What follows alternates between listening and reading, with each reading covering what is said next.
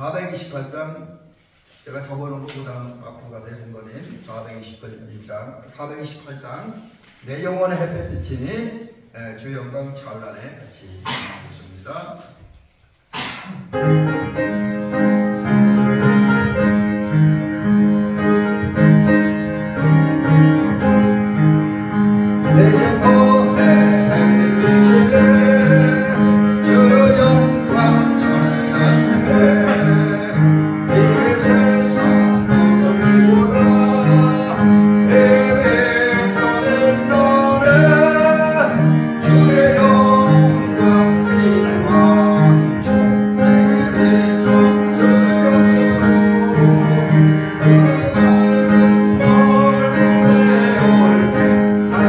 Oh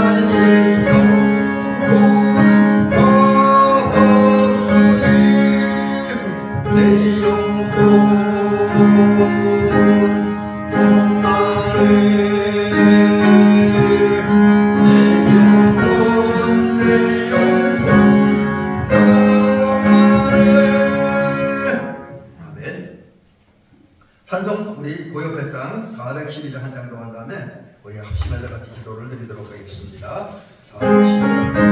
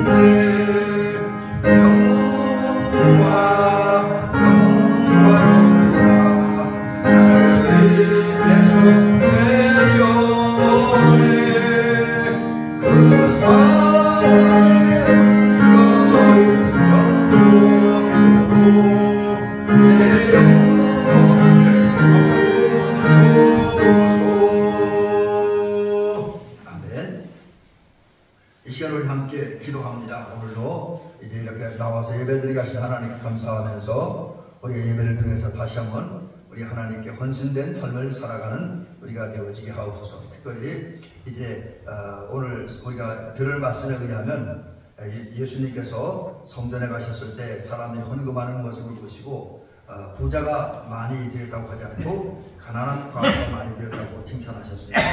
이유는 그가 전부를 바쳐 헌신했기 때문입니다. 이제 우리도 우리의 가진 우리의 건강과 재능과 생명과 이 땅 우리의 모든 것을 바쳐서 헌신함으로 하나님 앞에 가장 크게 헌신했다라고 하는 칭찬을 들을 만한 그런 우리가 되어지고, 또 아울러 이제 우리는 그런 칭찬을 받기 위해서 하나님 은혜 가운데 우리 전부를 하나님께 헌신하는 삶을 살아가게 하옵소서.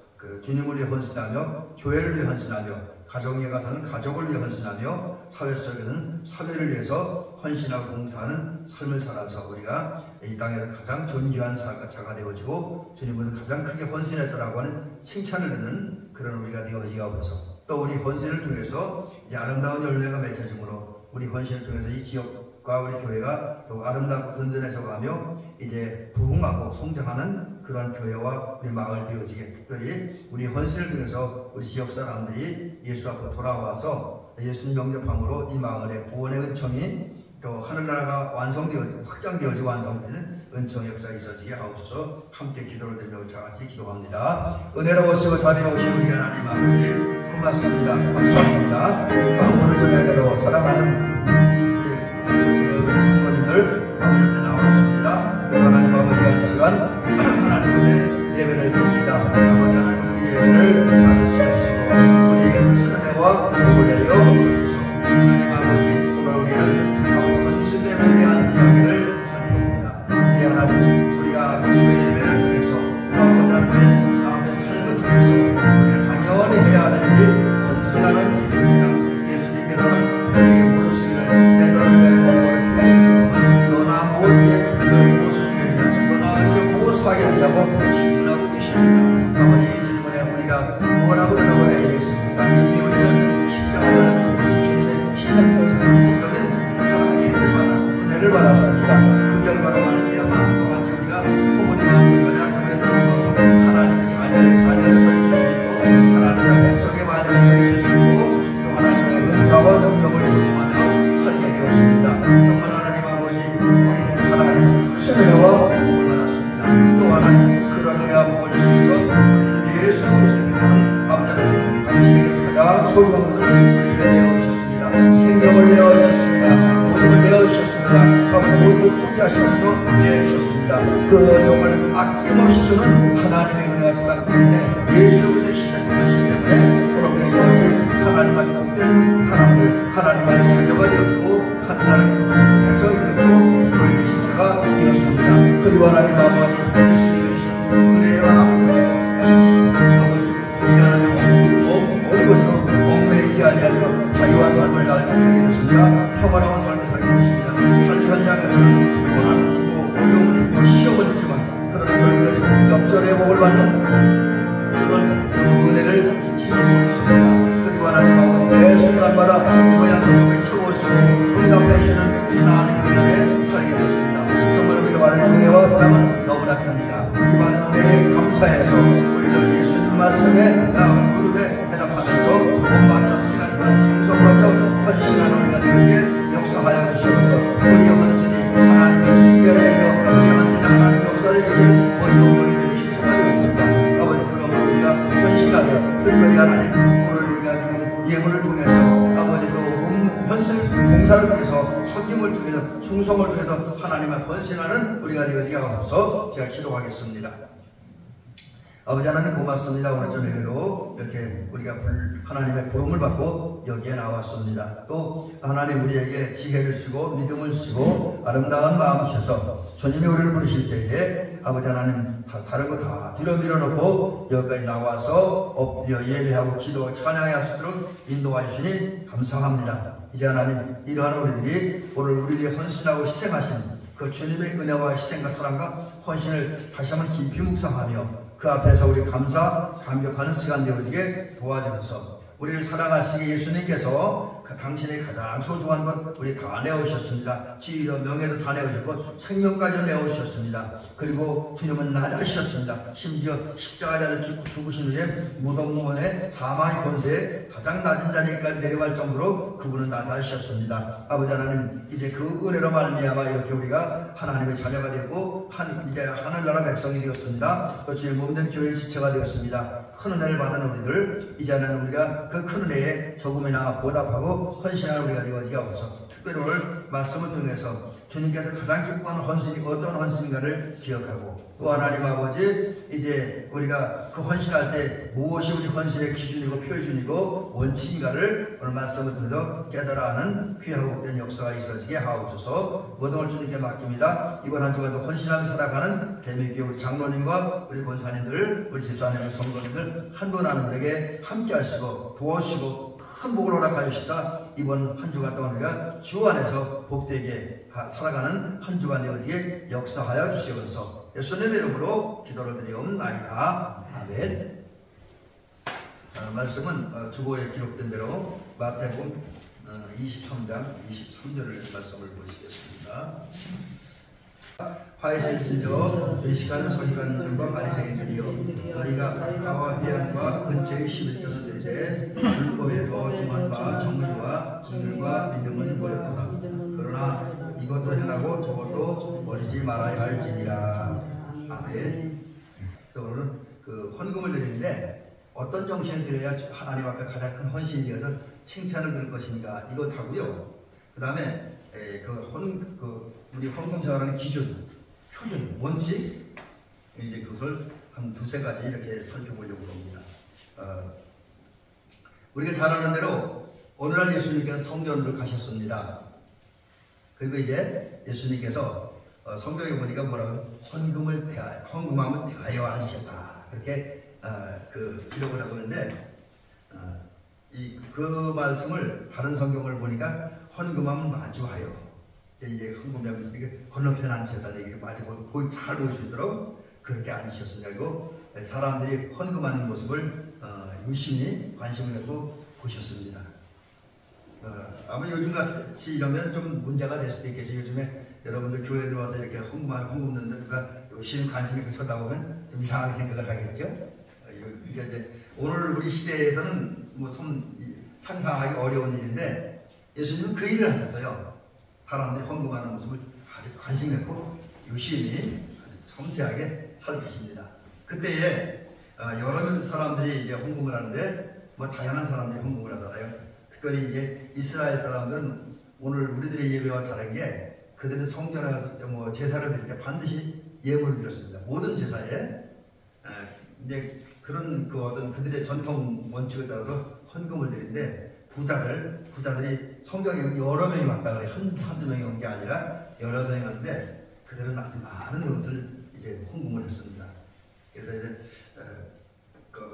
사람들이 볼 수 있을 정도로 위풍당당하게 자신감을 가지고 헌금 드린 거죠. 그러면서 그것을 은근히 자신을 과시하죠. 이렇게 이 정도 믿음이 있어. 이 정도 둘이 헌신해. 이것도 증명하고 또 나 그 믿음과 헌신과 할 수 있는 그런 재정적인 재력이 나한테 있어. 뭐 이런 걸 과시하는 그런 마음을 이제 떳떳하고 당당하게 헌금을 드렸습니다. 그리고 주변 사람들도 그런 사람을 존경하는, 야, 저분 참 대단하다. 대단하다. 이렇게 많은 헌금을 위해서 우리 그 성전이 유지될 수 있고 또 하나님의 선한 사업을 할 수 있도록 협조하니 참 믿음도 좋고 인품도 좋다. 뭐 이렇게 하면서 존경스러운 눈으로 바라봅니다.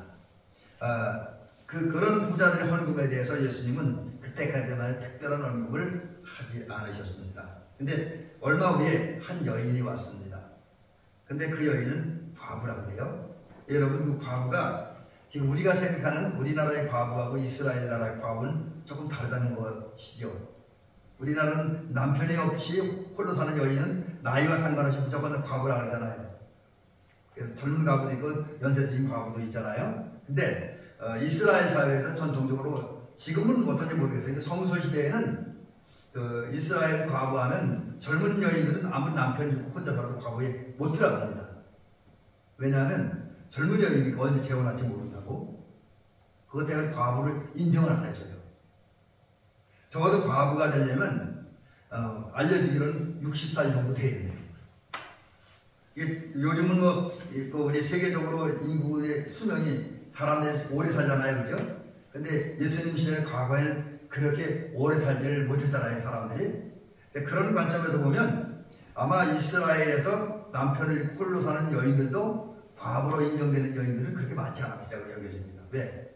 대부분이 그 당시 일찍 죽으니까. 근데 이스라엘은 적어도 60 이상이 돼야 과부로 인정을 해야 된다는 거죠. 자, 그러다 보니까 이제 이 사람은 가난해서요. 뭐, 나이 많고 혼자 사는 누가 뭐 특별한 경우 아니면 무슨 돈이 있겠습니까? 그래서 가난한 과부였는데, 그 가난한 과부가 헌금을 하는데, 여기 오늘 이제 우리 신약 성경에 보면 두렙돈을 했다. 두렙돈. 두렙돈은 또 어떤 성경이 한 고두란테를 하는데, 이게 가격이 얼마나 되느냐 봤더니만은 요즘 돈으로 계산하기 조금 얼마라고 단정하기 쉽지는 않아요. 근데 한 사람 노동자가 하루 일을 할 때는 품값을 받잖아요. 근데 하루 품값의 64분의 1이래요. 그러니까 이게 여러분 우리가 한 데나리온 하면 하루 품값이라 했잖아요. 그러면 이건 엄청난 돈이었는데 64분의 1이니까 굉장히 적은 돈이에요. 그래서 제가 그 대략 이제 이렇게 계산해 보니까 10만 원을 기준으로 했을 때 여러분 여기 대비에 지금 그 여자분들 일하면 하루 품값 10만 원 넘죠? 지금은 이제는 12만 원이죠. 근데 그러니까 제가 정확히 간 거예요. 10만 원을 이렇게 계산해 보니까 64분의 1 이렇게 나눠서 이 계산을 뜯겨 보니까 한 1,560원 정도 되더라고요. 2,000원도 안 내요. 굉장히 적은 돈입니다. 그리고 뭐 12만 원 계산한다 해도 그 뭐 2,000원 내야겠죠, 그죠? 그것까지 제가 정확히 계산 안 해봤습니다만, 그러니까 아주 작은 돈을 헌금한 거예요. 그래서 흔히 우리가 이제 동전 2개 헌금을 했다 이렇게 이야기를 하는데, 그러다 보니까 사람들이 무시하죠. 아이 저 여자는 별로야.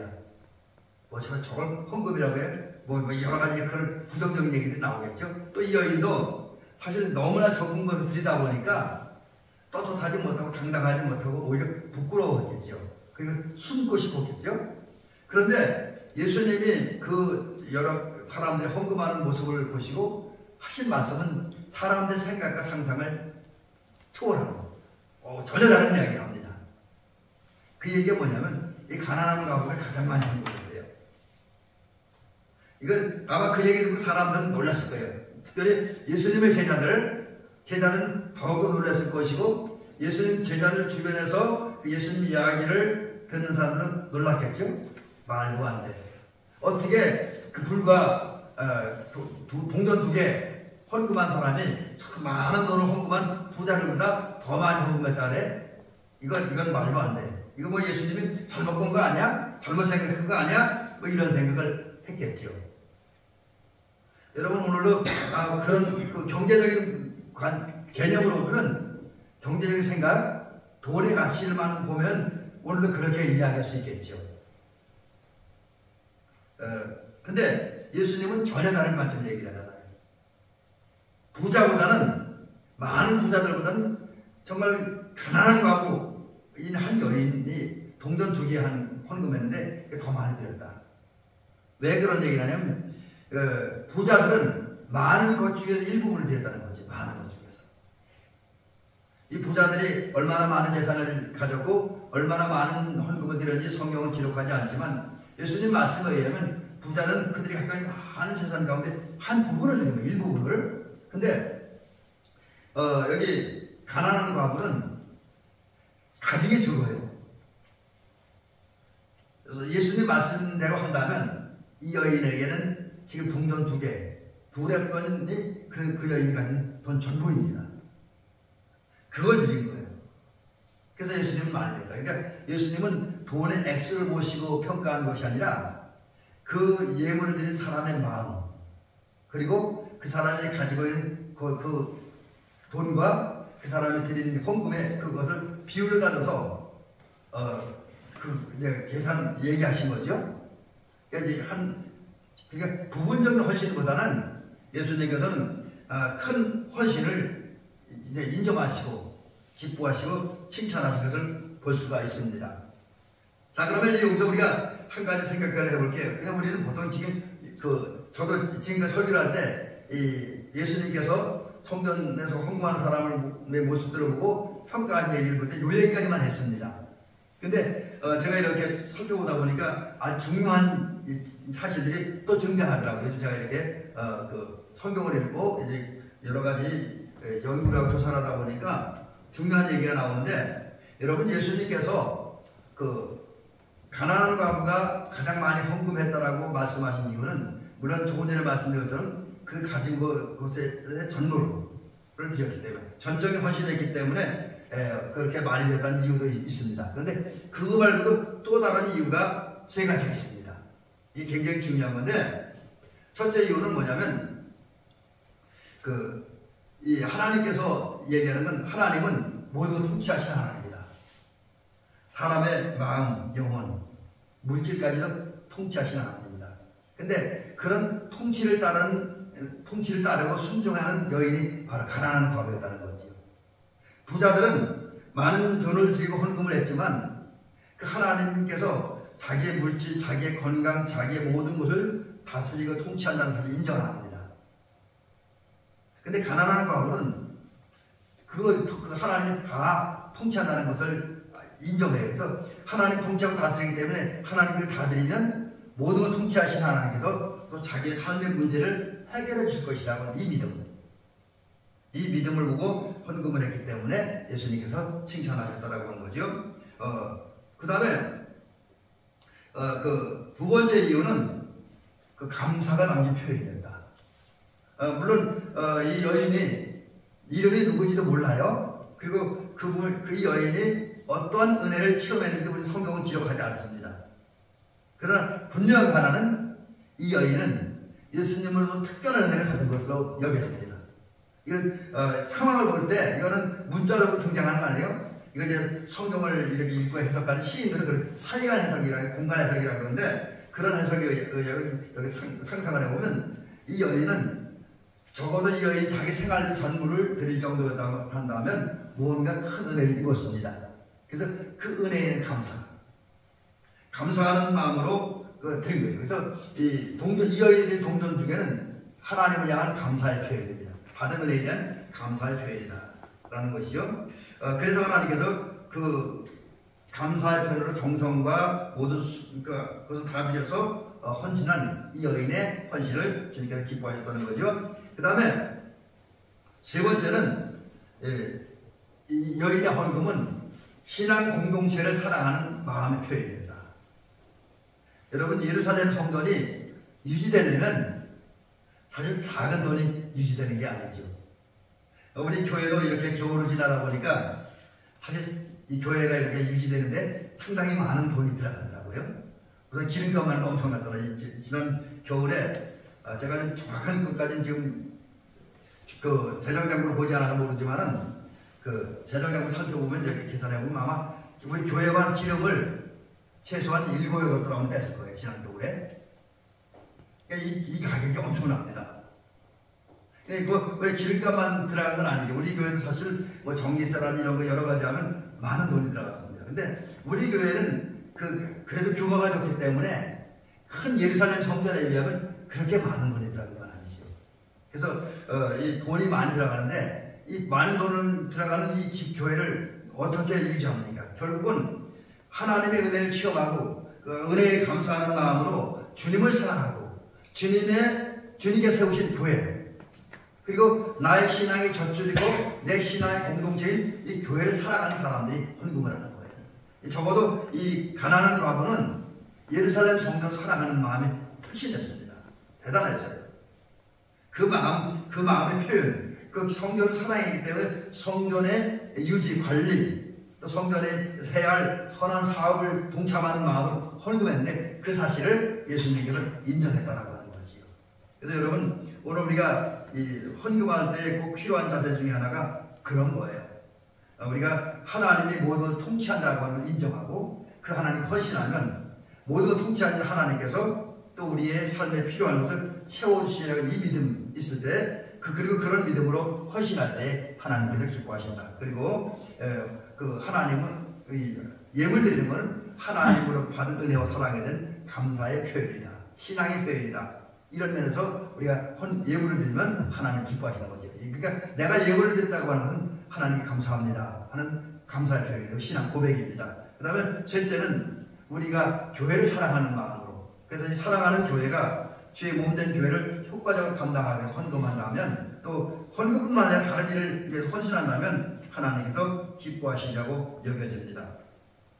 자, 이제 주님은 이런 이유 때문에 결국 가난한 과부가 헌금한 것을 높이 평가하셨습니다. 우리 대민교 성도님들도 이제 그 신앙생활하면서 사람들에게 좋은 평가를 받아야 되겠지만 특별히 주님께 좋은 평가를 받고 인정받는 저와 여러분 되었으기를 주의 이름으로 간절히 부탁드립니다. 그래서 그러기 위해서 이 가난한 과부의 헌신한 자세, 오늘 이제 두렵던 드릴 때 그 속에 담겨진 이 여인의 이 신앙적 자세는 우리가 배우고 본받을 필요가 있다라고 하는 것이죠. 자, 이런 것을 근거로 이제 우리가 오늘 헌금에 대한 조금 더 헌신에 대한 얘기를 좀 더 해봅니다.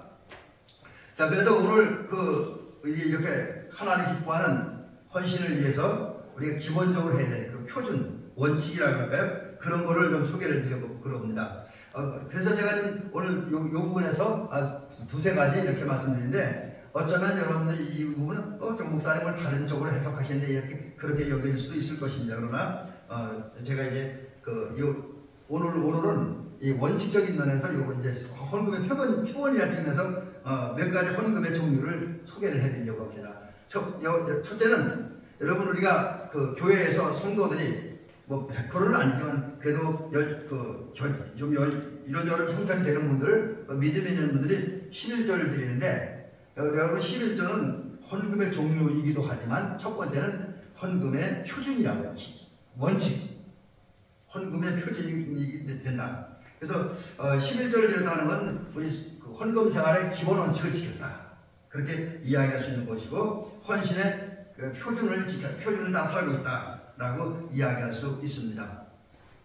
여러분 이제 이 11조에 대해서는 사실 말들이 많아요. 왜냐하면 이 구약을 모두 율법서로 이렇게 취급하는 일부 사회인들이나 학자들 또 일부 사람들은 그건 율법 아니냐 그렇게 부정하는 분들도 있습니다. 근데 여러분 오늘 예수님도 그랬잖아요. 이것도 행하고 저것도 행해야 그런 말씀하셨잖아요. 이 마태복음 23장에서 그 바리새인들의 예물 드리는 모습을 보면서 그들이 율법의 조항에다 철저히 11조 드렸지만 중요한 건 의와 인과 신을 빼버렸다. 이렇게 이야기를 하면서 그런 말씀을 하십니다. 그러나 그렇다고 해서 예수님께서 11조 드리지 말라는 얘기는 안 합니다. 11조도 드려야 되고 이제 의와 인과 신도 실천해야 된다. 이런 말씀을 하시잖아요. 그러니까 구약 성경을 보고 예수님 말씀 봐도 우리 구약의 율법들, 전통들 이게 다 부정되는 것 아닙니다. 다 없어지는 게 아닙니다. 오히려 완성하셨잖아요, 예수님이. 그런 예수님 말씀도 그렇고 특별히 말라기 3장 10절에서는 11조에 대한 원칙을 분명히 제시했잖아요. 이거는 반드시 드려야 된다. 만약 이걸 하지 않으면 좀 심한 얘기로 성경은 도둑질했다. 이게 제 편이 아니라 말라기 3장에 있는 그대로 표현입니다. 그래서 여러분 11조는 하나님께 온전히 드려요. 우리가 11조는 우리가 잘 아는 소득의 10분의 1인데 이거는 온전히 드려야 된다. 온전한 11조 하나님 창고에 드려야 쌓아라. 그러면 하나님께 복을 주신대요. 어떤 복을 주냐? 창고에 차고 넘치도록.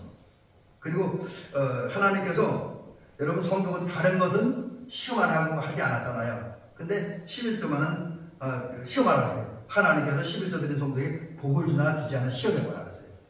그러니까 이제 이 얘기는 뭐냐면 이 11조는 우리 성도들이 헌금의 표준이고 기준이기도 하지만 동시에 복받을 원칙이다.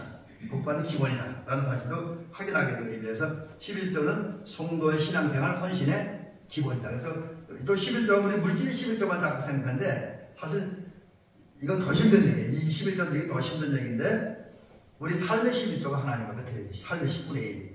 그래서 저는 그 전에 젊었을 때 우리 은사 목사님한테 들었던 이야기 중에 하나가 성경 읽는 일 위해서 하루에 10분의 1을 투자해라. 여러분 하루에 성경 24시간이니까 적어도 2시간 40분은 성경을 읽어야 됩니다. 11조를 성경 위에 쓰려면 또 기도하는 일에 10분의 1을 드려라. 이런 얘기를 이제 많이 들었는데 쉽지 않잖아요, 그게. 근데 하나님께서 그것까지 하라는 거죠. 자, 그 다음에 두 번째는 헌금의 원칙이 뭐냐면 첫 열매를 하나님께 드리는 거. 첫 열매를 드리는 거, 이게 우리 헌신, 또 우리 헌금의 원칙이다. 라는 것이죠. 여러분, 우리가 기억해야 될 첫 번째 것은 하나님의 것입니다. 왜 그럼 이 첫 번째 것을 하나님의 것이라 이야기하냐? 자, 이걸 우리가 구약 성경에 보면 이스라엘 출애굽하는 과정에서 보잖아요. 이제 하나님께서 이 야곱의 가족과 또 온 그 중동 지역을 살리기 위해서 요셉이라고 하는 사람을 애굽의 총리 대신을 세우잖아요. 그리고 이제 그에게 미리 애굽에 있을 일들을 꿈을 통해서 알려주셨고 그 이야기를 요셉은 이제 애굽의 총리 왕에게 알렸잖아요. 바로에게. 그것 때문에 이제 총리 대신이 됐어요. 그 다음에 총리 대신이 된 다음에 요셉이 말한 대로 7년 동안 큰 풍년이 왔고 7년 동안 대흉년이 왔잖아요. 그때 요셉이 그걸 잘 관리했어.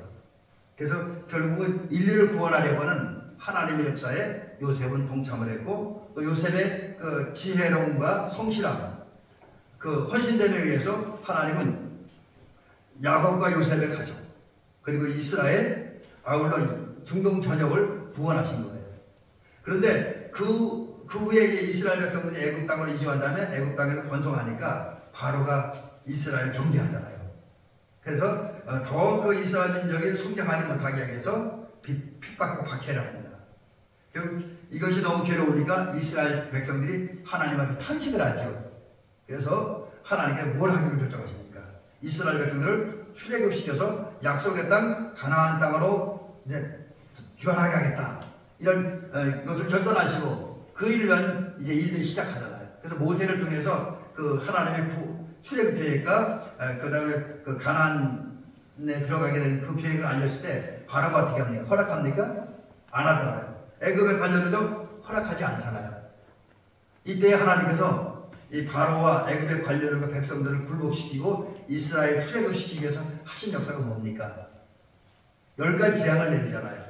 여러분, 10가지 재앙을 내리는 과정에 우리 잘 살펴보면 모세를 통해서 하나님 10가지 재앙을 내는데 그 중에 9번째까지는 물론 100%는 아닙니다. 그 9번까지 일으킨 재앙 중에 보면 애굽의 요술사, 옛날 상대 술객 박사들이라 그러는데 애굽의 그 요술사들, 애굽의 심하는 애굽의 종교인들도 그 모세가 일으켰던 재앙을 똑같이 일으켰어요. 몇 가지는 다는 아닙니다. 9가지 다는 아니지만 몇 가지는 애굽의 술사들도 똑같이 했어요. 그러니까 바로 한국 안 해. 애굽 관료들 한국 안 해. 그러니까 마지막 때에 하나님께서 결정하시는 거예요. 10번째 재앙이잖아요. 10번째 재앙이 뭡니까? 애굽의 모든 초태생이 다 죽습니다. 바로의 큰아들도, 그 애굽의 관료들의 큰아들도, 백성들의 큰아들도 다 죽습니다. 심지어 짐승의 첫 새끼도 다 죽습니다. 근데 이스라엘은 어떻게 됩니까? 고센 땅에 살고 있는 이스라엘은 장자들이 하나도 죽지 않습니다. 특별히 그 이스라엘 백성들이 하나님의 말씀에 순종해서 양의 피를 문설주에 발랐을 때 죽음의 천사가 애굽의 장자를 칠 때 그 문설주에 묻은 피를 보고 넘어가잖아요. 그래서 6월절이라는 뜻이 넘어간다는 뜻이에요. 넘어간다. 그래서 죽음의 천사가 이스라엘 백성의 집을 그냥 넘어감으로써 결국은 이스라엘의 장자는 다 살아나잖아요. 이 사건을 통해서 하나님은 하나님의 백성들과 하나님의 백성 아닌 사람을 구별하신 거예요. 하나님을 대적하는 세력과 하나님의 뜻 순종하는 세력들을 구분하셨어요. 이 사건 때문에 결국은 하나님의 은혜에 의해서 다시 살아난 이스라엘 백성들은 첫 번째 것은 하나님의 것을 인정했다고 하는 거죠. 여러분, 그렇습니다. 첫 번째 것은 하나님께서 다른 것을 구별하셨어요. 특별히 하나님의 백성들을 첫 번째 것은 하나님 세속의 것들과 구별하셨습니다. 그래서 우리는 그 모든 것, 우리가 생활할 때도 첫 번째 하나님께 드려야 되고요. 또 우리가 일에서 오는 소득 가운데 첫 번째 것을 하나님께 드려야 된다. 그러니까 첫 시간, 첫 예물, 첫 물질, 이걸 하나님께 드리는 것이 헌신의 두 번째 원칙이다. 표준이다라고 하는 거죠. 마지막 세 번째는 우리가 헌신할 때에 이제 최고의 헌신을 해야 된다. 정성을 다해서 우리의 정성이라는 최고의 헌신이 하나님께 드려야 된다. 여러분, 우리가 이제 예배 생활도 마찬가지고 교회 봉사도 마찬가지고 또 교회에서 여러분들 이제 주기적으로 청소를 한다는 뭐 여러 가지 일을 하잖아요. 그때 우리 가진 버려야 될 자세가 있는데 그게 뭐냐면 우리는 어떤 습관적인 우리가 교회 하던 일이기 때문에 또 어떤 율법이 또 교회법이 정해지기 때문에 어떤 일을 해야 된다. 이런 생각은 버려야 된다는 거죠. 또 어떤 헌신과 봉사를 통해 나의 열심과 나의 신앙을 드러내려고 하는 목적, 또 어떤 내 가지고 있는 힘과 재력을 드러내려고 하는 그 목적 때문에 헌신하거나 예배를 드리는 것은 삼가해야 된다. 그럼 피해야 된다는 거죠. 또 이제 사람들이 보니까 체면 때문에 또 목사님이 강조하니까 뭘 해야 된다. 이런 생각은 벗어버려야 된다는 거죠. 또 우리가 고린도 후서에 보면 9장 7절에 보면 인색함을 하지 말라 그랬습니다. 인색한 마음으로 헌신하지 말라. 할 때 풍성하고 넉넉한 마음으로 헌신해야 된다. 그렇게 이야기하고 있습니다. 오히려 인색한 마음, 어떤 형식적이고 아까 제가 말씀드린 그 버려야 될 그런 마음 그대로 품고 헌신한다고 한다면, 예물을 드린다고 한다면 하나님이 기뻐하시지 않습니다. 오히려 자칫하다가 하나님은 혼날 수도 있습니다. 그러므로 우리는 이제 고린도 후서 9장 7절에 있는 대로 하나님께서 주신 은혜를 따라서 또 기도하는 중에 내 마음에 작정된 대로, 여기 성경에 보니까 고린도 후서 9장 7절은 마음에 정한 대로 헌신하라고 했습니다. 예물 드릴 때도 마음에 정한 대로, 기도하던 중에 또 받은 은혜를 생각해서 이 정도는 해야 되겠다라고 마음에 정해졌으면 그대로 하라. 인색함으로 억지로 하지 말라. 헌신은 억지로나 인색함으로 해서는 안 되고요. 마음에 정한 대로 즐거운 마음으로, 기쁜 마음으로 해야 된다. 아까 제가 읽은 것은 하나님을 사랑하기 때문에, 교회를 사랑하기 때문에, 하나님에 대해 감사하기 때문에 내가 할 수 있는 법에 최선을 다해서 헌신하는 것이, 또 헌금하는 것이 우리 헌신하고 예물 드리는 기본적인 원칙이라는 것이죠. 특별히 이제 우리는 오늘 마태복음 23장 23절에 예수님 말씀하시고 제가 조금 전에도 소개해드렸던 것처럼 우리는 교회가 전통적으로 지켰던 것, 또 우리가 하는 그 기본적인 것도 해야 되지만 그 속에 주님을 향한 사랑과 이웃을 향한 사랑, 교회를 향한 사랑의 마음을 가지고 이제 헌신하고 봉사해야 된다. 두 가지 같이 해야 된다라는 사실을 깨닫습니다. 자, 이제 우리는 오늘 결론을 이렇게 맺어드리고 싶습니다. 제가 헌금에 대한 기준도 세 가지 말씀드렸죠. 그러나 더 중요한 것은 오늘 가난한 과부처럼 나의 전부를 바쳐서 내가 최선을 다해서 헌신함으로 하나님께 칭찬받고 하나님을 기쁘게 해드리고 하나님 주신 은혜와 복을 받는 저와 여러분들이 되시기를 주의 이름으로 축원합니다. 기도를 드리겠습니다.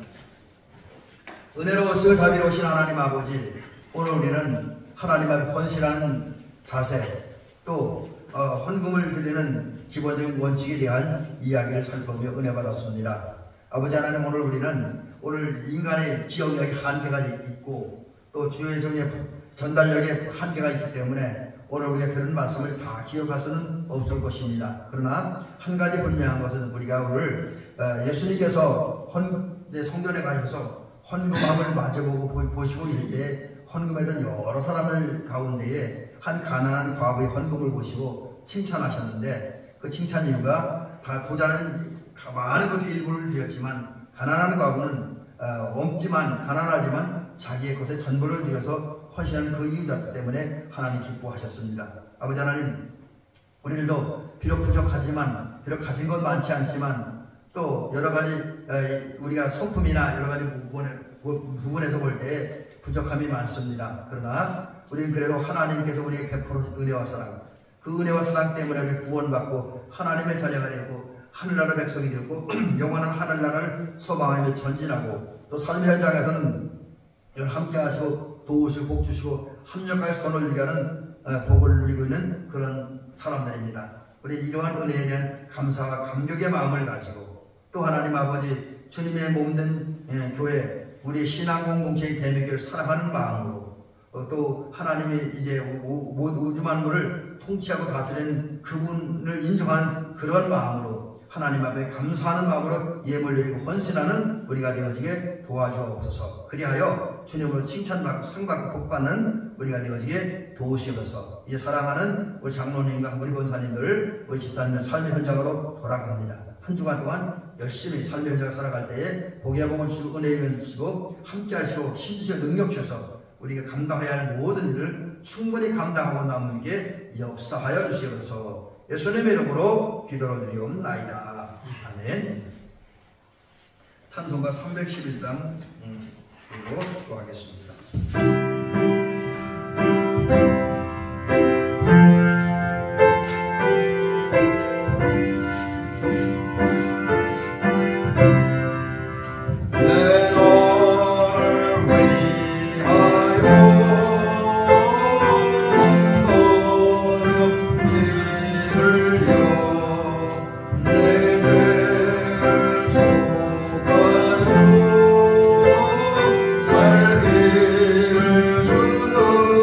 그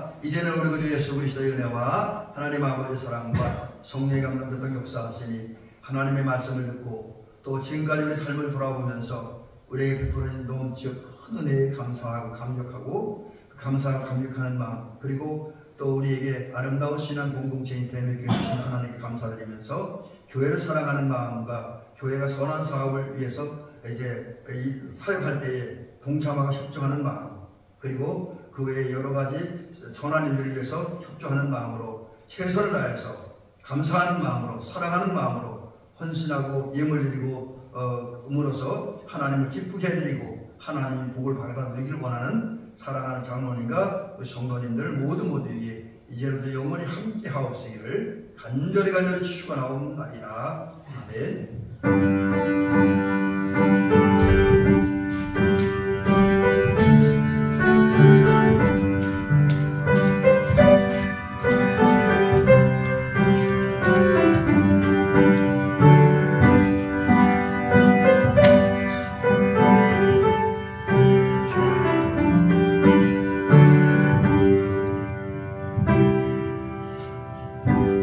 감사합니다.